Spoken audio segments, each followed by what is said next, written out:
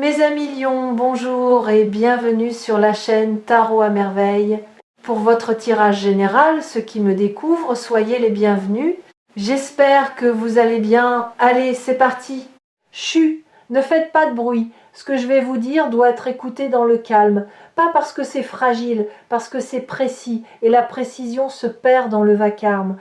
Ce qui se prépare dans votre vie en ce moment ressemble à une tempête, oui, mais pas le genre de tempête que vous craignez, pas une tempête de destruction, une tempête de révélation. Le genre de tempête qui ne détruit rien, mais qui arrache les voiles, qui emporte ce qui cachait la vue, qui nettoie l'air jusqu'à ce que chaque détail du paysage devienne visible, net, d'une clarté presque douloureuse. Et au cœur de cette tempête, il y a une surprise, la plus grande que vous ayez connue depuis très longtemps. Pas une surprise extérieure, pas un colis, pas une nouvelle, pas un appel inattendu. Quelque chose de plus profond, quelque chose qui va reconfigurer la manière dont vous comprenez votre propre histoire. Pour vous y préparer, je vais vous emmener dans un voyage à l'intérieur de vous-même. Imaginez que votre être intérieur est une maison que vous habitez depuis toujours mais dont vous n'avez jamais visité toutes les pièces. Certaines portes sont restées fermées, certains couloirs n'ont jamais été éclairés, certaines fenêtres n'ont jamais été ouvertes. Aujourd'hui, nous allons traverser cette maison ensemble, pièce par pièce.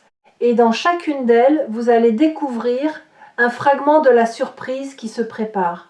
Suivez-moi. La première pièce est celle que vous connaissez le mieux. C'est la pièce de la surface. Celle où vous vivez au quotidien, celle que vous montrez aux autres.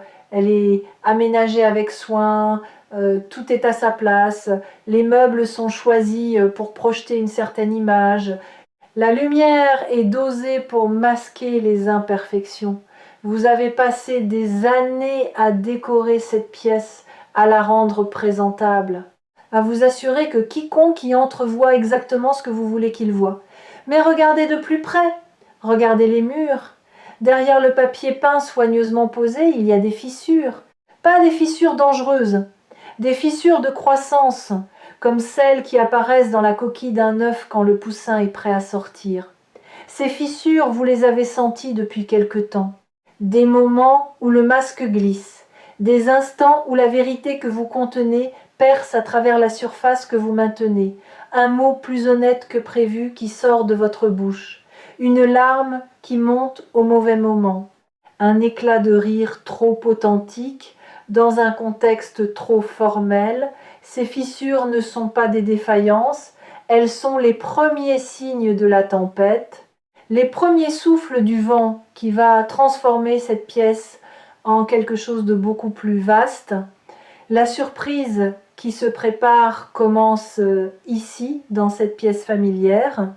Elle commence par la fin de la performance. Vous êtes en train de perdre la capacité de faire semblant, et cette perte, qui ressemble à une faiblesse, est en réalité le premier cadeau de la tempête. Parce que tout ce que vous construirez après la chute du masque sera réel, solide, indestructible. Non pas parce que ce sera parfait, mais parce que ce sera vrai. Avançons. La deuxième pièce, celle-ci est plus sombre. C'est la pièce des souvenirs que vous avez rangés hors de vue, pas effacés, rangés, comme on pousse des cartons dans un placard en se disant qu'on les triera plus tard, sauf que plus tard n'arrive jamais. Dans ces cartons, il y a des moments de votre vie que vous avez choisi de ne plus regarder, des moments de honte, peut-être, des moments de vulnérabilité extrême où vous vous êtes senti exposé, nu, sans défense, des moments où quelqu'un a vu en vous quelque chose que vous n'étiez pas prête à assumer, des moments aussi de joie tellement intense qu'elle vous a effrayé, parce que la joie pure porte en elle la terreur de sa perte. La tempête qui arrive va ouvrir ses cartons, pas brutalement, avec la délicatesse d'un archéologue qui sait que ce qu'il déterre est précieux et fragile. Et ce que vous allez découvrir en revisitant ces souvenirs, c'est qu'ils ne contiennent pas ce que vous croyez. La honte que vous aviez rangée là n'est plus de la honte quand vous la regardez avec les yeux d'aujourd'hui. Elle est devenue de la compassion pour la personne que vous étiez à ce moment-là. La vulnérabilité n'est plus une faiblesse, elle est devenue la preuve que vous étiez vivant, pleinement vivant, dans un monde qui récompense l'engourdissement. Et la joie terrifiante n'est plus terrifiante, elle est devenue une promesse, la promesse que vous êtes capable de ressentir à ce niveau d'intensité, que cette capacité n'a pas disparu, qu'elle attend simplement la permission de se manifester à nouveau. La surprise se précise, la voici, un peu plus claire. Ce qui arrive va réveiller en vous une capacité émotionnelle que vous aviez mise en veille. Pas seulement la capacité de ressentir, la capacité de ressentir sans peur, de vivre les émotions, toutes les émotions, sans le réflexe de fuite qui vous a protégé pendant si longtemps, mais qui vous a aussi privé de la pleine expérience de votre propre vie. Savez-vous ce qui se passe quand on cesse d'avoir peur de ses propres émotions? Tout change. La manière dont vous mangez change, parce que vous n'avez plus besoin de la nourriture comme amortisseur émotionnel. La manière dont vous dormez change, parce que les émotions refoulées cessent de frapper à la porte de vos rêves. La manière dont vous écoutez les autres change, parce que vous n'avez plus peur de raisonner avec leur douleur, et surtout la manière dont vous vous aimez change. Parce que vous ne rejetez plus les parties de vous qui ressentent trop, qui pleurent trop facilement, qui s'attachent trop vite. Vous les accueillez, vous les reconnaissez comme vos messagères les plus fidèles. Celles qui vous disent ce que votre mental refuse d'entendre. Celles qui savent, avant toute analyse, si quelque chose est juste ou non, si quelqu'un est sincère ou non, si un chemin mène vers la lumière ou vers l'impasse. Cette réconciliation avec vos émotions est l'un des cadeaux les plus puissants de la tempête qui se prépare, et elle commence maintenant. Dans la manière dont vous écoutez ces mots, dans les réactions que votre corps produit en ce moment même, un frisson, une chaleur, une boule dans la gorge, un sourire involontaire. Tout cela est votre être émotionnel qui se réveille et qui dit « Enfin, enfin quelqu'un parle de moi sans essayer de me faire taire. » Troisième pièce. Celle-ci vous surprendra peu. Être. C'est une pièce lumineuse, presque éblouissante. Vous n'y êtes jamais entré parce que la lumière qui en filtre sous la porte vous a toujours intimidé. Vous pensiez qu'elle appartenait à quelqu'un d'autre, qu'une pièce aussi lumineuse ne pouvait pas faire partie de votre maison intérieure, que c'était une erreur d'architecture, un vestige d'un plan qui ne vous concernait pas. Mais cette pièce est la vôtre, elle l'a toujours été, et ce qu'elle contient est votre potentiel non vécu, pas vos rêves avortés. Votre potentiel, la différence est cruciale. Un rêve avorté est quelque chose qui a existé puis qui est mort. Le potentiel non vécu est quelque chose qui n'a jamais eu l'occasion de naître. Il est intact, immaculé, aussi frais que le jour où il a été déposé en vous, et il attend, avec une patience que seules les choses éternelles possèdent. Dans cette pièce, il y a la version de vous qui n'a pas peur de sa propre grandeur, la version qui parle sans s'excuser, qui crée sans se censurer, qui aime sans calculer le risque, qui avance sans demander la permission à ses propres doutes. Cette version n'est pas un fantasme. Elle est aussi réelle que celle que vous voyez dans le miroir chaque matin. Simplement, elle habite une pièce où vous n'avez jamais mis les pieds. La tempête va ouvrir la porte de cette pièce. Et quand vous y entrerez, vous comprendrez que la surprise n'est pas quelque chose qui vous arrive de l'extérieur. La surprise, c'est vous. La version de vous que vous n'avez jamais osé rencontrer. La version qui n'a pas besoin de validation pour se sentir réelle.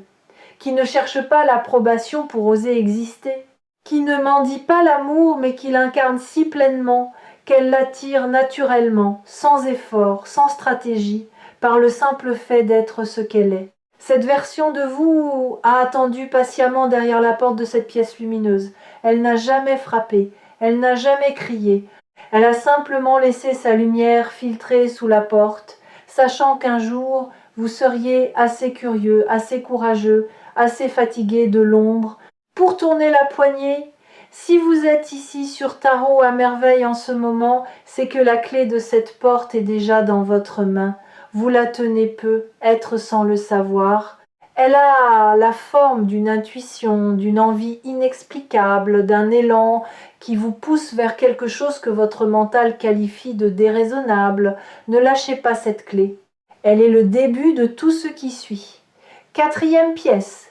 Celle-ci est différente de toutes les autres. Elle n'a pas de meubles, pas de décoration, pas de souvenirs accrochés au mur. C'est un espace vide. Et cet espace vide peut être la pièce la plus importante de toute votre maison intérieure. Parce que le vide n'est pas l'absence. Le vide est la disponibilité. C'est l'espace qui dit quelque chose peut advenir ici, quelque chose de neuf, quelque chose qui n'a encore aucune forme, aucun nom, aucun précédent dans votre histoire. Vous avez senti ce vide récemment, pas comme un manque, comme un appel. Un espace en vous qui attend d'être rempli par quelque chose que vous n'avez pas encore rencontré, une expérience que vous n'avez pas encore vécue, une connexion que vous n'avez pas encore établie, un aspect de la vie que vous n'avez pas encore touché. Ce vide vous rend parfois nerveux. Vous essayez de le combler avec des habitudes, des distractions, des activités. Mais il résiste. Il reste ouvert, béant, comme une bouche qui attend le mot juste. La surprise qui arrive va remplir ce vide. Pas le combler, attention, le remplir. La différence est essentielle. Combler, c'est boucher un trou avec n'importe quoi pour ne plus le voir. Remplir, c'est y verser exactement ce qui manquait. Et ce qui manquait, vous le reconnaîtrez immédiatement. Pas parce que vous l'aviez imaginé, parce que le vide a toujours su quelle forme il attendait. Et quand cette forme arrivera, le vide et elles s'emboîteront avec la perfection silencieuse d'une clé dans sa serrure. Arrêtons-nous un instant ici, dans cette pièce vide. Respirez. Sentez l'espace autour de vous. Et au lieu de le fuir, habitez-le. Le vide n'est pas votre ennemi, il est votre allié le plus puissant. Car seul un espace vide peut accueillir quelque chose de vraiment nouveau. Un verre plein ne peut rien recevoir. Un agenda saturé ne laisse aucune place à l'imprévu. Une vie entièrement remplie par le connu est une vie fermée au miracle. Et le miracle, c'est ce qui vient quand on accepte de ne pas tout contrôler. Vous avez passé une grande partie de votre vie à essayer de contrôler les événements, les réactions des autres, votre propre image, le déroulement de vos journées. Et ce contrôle vous a donné une illusion de sécurité. L'illusion que si vous maîtrisiez suffisamment de variables, rien de mauvais ne pourrait arriver. Mais cette illusion a un coût que vous commencez seulement à mesurer. Le coût, c'est que rien de surprenant non plus ne pouvait arriver. En verrouillant les portes contre le pire, vous les avez aussi verrouillées contre le meilleur. Et la tempête qui se prépare va faire sauter ces verrous, pas pour vous mettre en danger, pour vous remettre en jeu. Dans le jeu de la vie, avec tous ces risques et toutes ces splendeurs. Et c'est ici que je veux vous confier quelque chose que peu de gens comprennent vraiment. Le contrôle et la confiance ne peuvent pas cohabiter. Ils occupent le même espace. Quand l'un grandit, l'autre rétrécit. Et pendant des années, votre contrôle a occupé presque tout l'espace, ne laissant à la confiance qu'un recoin étroit, un filet de lumière sous une porte fermée. Mais la tempête inverse ce rapport de force. Elle ne vous enlève pas le contrôle par la violence. Elle vous montre, par l'expérience directe, que la confiance est un sol plus solide que le contrôle n'a jamais su l'être. Le contrôle est un radeau que vous construisez frénétiquement pendant la tempête. La confiance est la découverte que vous savez nager, et qu'on nage mieux sans radeau. Vous avez être remarqué des moments récents où vous avez lâché prise sans le décider. Des situations où, au lieu de votre réaction habituelle de maîtrise, vous avez simplement laissé les choses se dérouler et le résultat vous a surpris. Pas nécessairement parce que tout s'est passé parfaitement, mais parce que, même dans l'imperfection, il y avait une justesse, un alignement que votre contrôle n'aurait jamais pu produire. Ces moments sont des répétitions, des avant-premières de ce que votre vie deviendra quand la confiance occupera enfin l'espace qui lui revient. 5e et dernière pièce. Celle-ci est au cœur de la maison. On y accède par un escalier étroit que vous n'avez jamais descendu. La lumière y est douce, tamisée, comme la lumière d'une bougie dans une crypte ancienne.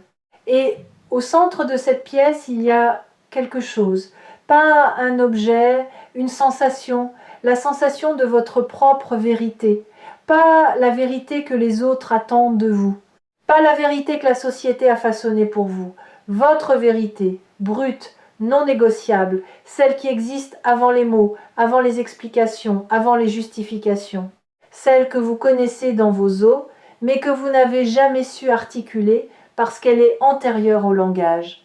Avez-vous déjà eu cette expérience étrange de savoir quelque chose avec une certitude absolue, sans pouvoir expliquer comment vous le savez?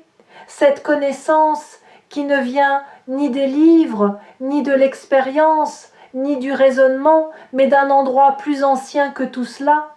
C'est cette connaissance-là qui habite cette pièce. Elle est le fondement de tout ce que vous êtes, le socle sur lequel repose l'intégralité de votre être, même quand votre mental s'agite en surface, même quand vos émotions font des vagues, même quand votre vie extérieure semble chaotique. Ce socle ne bouge jamais, il est immobile, inébranlable, et c'est vers lui que la tempête vous ramène. Vous avez construit tellement de couches au-dessus de ce socle que vous avez oublié qu'il existait, des couches d'adaptation, des couches de protection, des couches de rôles sociaux empilés les uns sur les autres comme des vêtements d'hiver en plein été, et vous étouffiez, pas physiquement, existentiellement. Vous étouffiez sous le poids de tout ce que vous portiez et qui ne vous appartenait pas, les attentes de vos parents, les normes de votre environnement, les définitions du succès que d'autres ont écrites pour vous, les versions de l'amour que le monde vous a vendues, tout cela empilé sur le seul être qui comptait, vous, le vrai vous. Celui qui vit dans cette 5e pièce et qui n'a besoin d'aucune de ces couches pour exister. La tempête va alléger votre charge couche par couche, pas en vous dépouillant, en vous libérant. Et chaque couche retirée vous rapprochera de cette sensation au centre de la pièce, de cette vérité nue qui n'a pas besoin d'être habillée pour être belle. Cette vérité, c'est le noyau de la surprise. Et la voici, aussi simplement que je puisse la formuler, vous n'êtes pas en train de devenir quelqu'un d'autre, vous êtes en train de revenir à qui vous avez toujours été, avant les compromis, avant les masques, avant les adaptations successives qui vous ont éloigné de votre centre. Chaque épreuve, chaque blessure, chaque détour de votre parcours n'a pas été une déviation, c'était le chemin long, sinueux, parfois douloureux, qui vous ramène ici, dans cette pièce, face à cette sensation, face à vous-même. Et la tempête, cette fameuse tempête qui se prépare, c'est le moment où le chemin de retour touche à sa fin, où les derniers mètres sont parcourus, où la porte de cette dernière pièce s'ouvre enfin complètement. Ce n'est pas la fin de votre voyage, c'est le début du voyage réel, celui qui commence quand on sait enfin d'où l'on part, quand on n'est plus perdu dans sa propre maison, quand chaque pièce a été visitée, reconnue, acceptée, et quand l'ensemble forme non plus un labyrinthe mais un foyer, un lieu où l'on peut enfin se reposer en étant totalement soi-même. La surprise, c'est la découverte que votre maison intérieure est habitable, qu'elle l'a toujours été, que les pièces que vous évitiez n'étaient pas dangereuses, que la lumière que vous craigniez était la vôtre, que le vide que vous fuyiez était de l'espace pour grandir, que les souvenirs que vous cachiez étaient des trésors déguisés, et que la surface que vous mainteniez n'était que le toit d'un édifice infiniment plus vaste et plus beau que ce que les autres pouvaient voir du dehors. Ceux qui suivent les lectures partagées sur Tarot à merveille ont appris à reconnaître les moments charnières, ces instants dans une lecture où quelque chose bascule, où les mots cessent d'être des sons et deviennent des clés. Si vous sentez ce basculement maintenant, ne le retenez pas, laissez-le vous traverser. Il fait son travail. Ce qui va se manifester dans votre vie extérieure dans les temps qui viennent sera le reflet direct de cette visite intérieure. La tempête ne détruit pas, elle révèle Et ce qu'elle va révéler dans vos relations, dans vos projets, dans votre quotidien sera à l'image exacte de ce que vous avez trouvé dans ces 5 pièces. De l'authenticité là où il y avait de la performance, de la compassion là où il y avait de la honte, du potentiel là où il y avait de la peur, de l'espace là où il y avait du contrôle, et de la vérité là où il y avait du doute. Des gens vont vous regarder différemment, non pas parce qu'ils ont changé, parce que ce que vous dégagez a changé. L'énergie d'une personne qui habite pleinement sa propre maison intérieure est radicalement différente de celle d'une personne qui vit dans le couloir en évitant les pièces fermées. Et les autres le sentent. Ils ne savent pas le nommer, mais ils le sentent. Ils vous trouveront plus présent, plus ancré, plus magnétique. Non pas parce que vous aurez acquis quelque chose de nouveau, parce que vous aurez cessé de cacher ce qui était là depuis le début. Certaines personnes vont s'approcher de vous pour la première fois.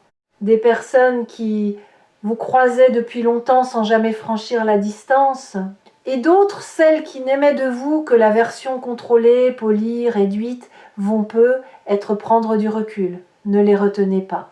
Une maison ouverte attire ceux qui aiment la lumière. Ceux qui préfèrent l'ombre chercheront d'autres abris, et c'est bien ainsi. Vous n'êtes pas responsable du confort de ceux qui ne supportent pas votre authenticité. Vous êtes responsable de vivre cette authenticité, avec tout le courage qu'elle demande. Des opportunités vont apparaître que vous n'auriez pas vues avec vos anciens yeux, parce que vos anciens yeux cherchaient ce qui correspondait à l'ancien vous. Et l'ancien vous vivait dans une seule pièce de sa maison, avec les volets fermés, convaincu que la lumière dehors était trop forte pour lui. Les yeux qui s'ouvrent après la tempête ne cherchent plus. Ils reçoivent, ils accueillent, ils reconnaissent ce qui vibre à la même fréquence que la maison entière, pas seulement le vestibule. Et il y a quelque chose que votre nouvelle clarté va vous permettre de faire pour la première fois. Dire non sans culpabilité et oui sans calcul.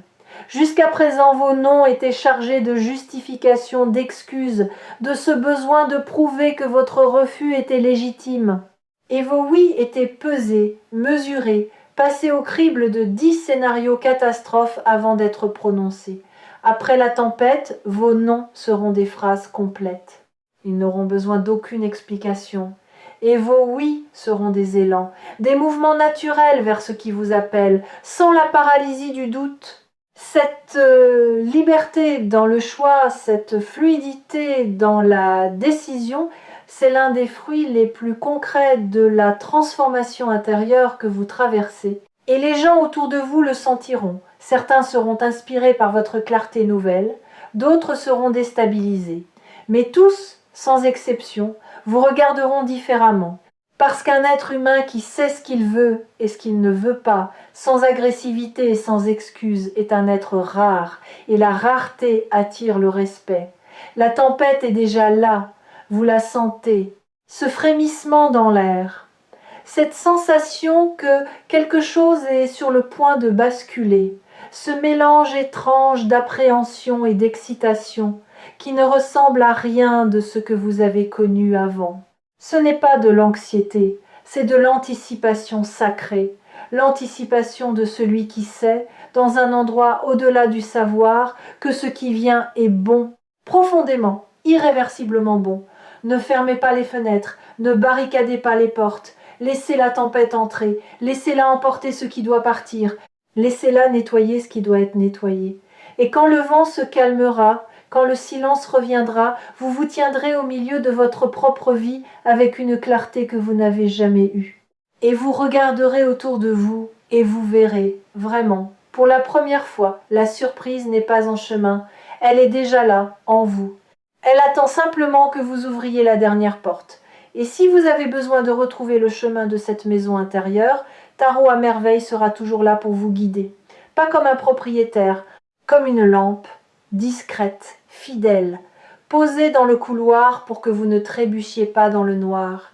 La tempête est un cadeau, le plus beau que la vie vous ait fait depuis longtemps, et vous êtes prêt à le déballer.